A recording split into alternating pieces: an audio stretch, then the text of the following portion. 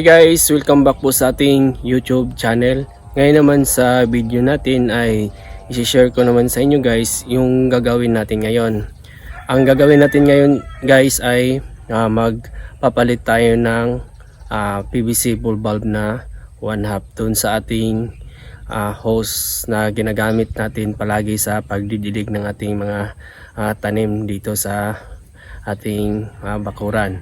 So ito yung bulb na papalitan natin. So yan, so ito yung saraduhan sa ating hose na ginagamit natin sa pagdidilig ng mga halaman dito, ating mga tanim. At ang ano kasi dito guys, yung pinaka saraduhan niya, yan ay na putol. So ito lang yung natira. So yan. So ngayon ay papalitan natin to ng panibago. So ang kakailangan nating gamit dito guys ay PVC ball bulb na 1/2. So kaparehas din ng sukat dito. Tapos yung kapirasong PVC pipe, yan, para ito papalitan natin to. Yan. So ito na yung ipapalit natin dito. So yan.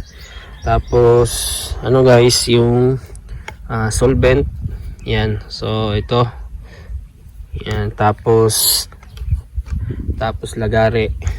Yan. Bago tayo mag-umpisa guys ay kailangan nakasarado yung gate valve natin doon para hindi mabasa yung solvent pagka nilagay natin dito. So una guys, gagawin natin dito. So ano muna tayo dito. So itong ano na to, yung ball bulb. So ano muna natin to, idugtong muna natin. So lalagyan natin to ng solvent.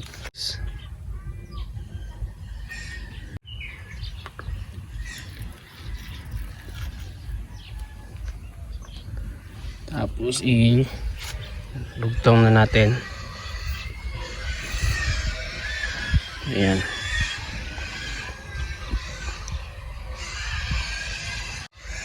So pagkatapos madikit natin guys ay ito naman yung gagawin natin dito. Lalagariin natin to. Yan.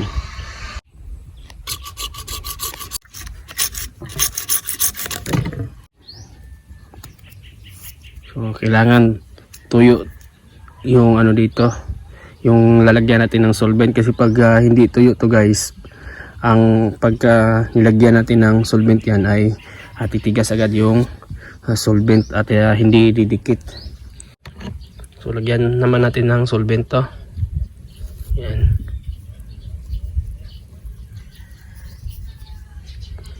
Pagkatapos nito, ito namang sa kabila.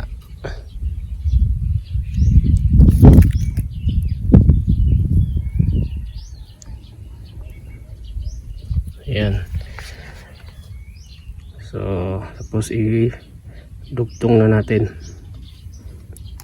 So yan. Tayo lang tayo dito ng 5 minutes guys para matuyo yung ano natin, yung solvent. Tapos pagkatapos niyan ay buksan na natin yung ano natin, yung gate valve. Pinalit nating PVC ball bulb na 1/2 ay plain, wala siyang thread. So kaya ito lang din ginagamit natin, yung pipe lang. So dinudugtong lang natin kasi pag ano guys, pagka may thread yan, so gagamit pa tayo ng mga fittings dito. Gamit pa tayo ng male adapter kabilaan. So bali dalawang male adapter yung gagamitin natin. So yan. So ayan guys, hanggang dito lang muna at maraming salamat po.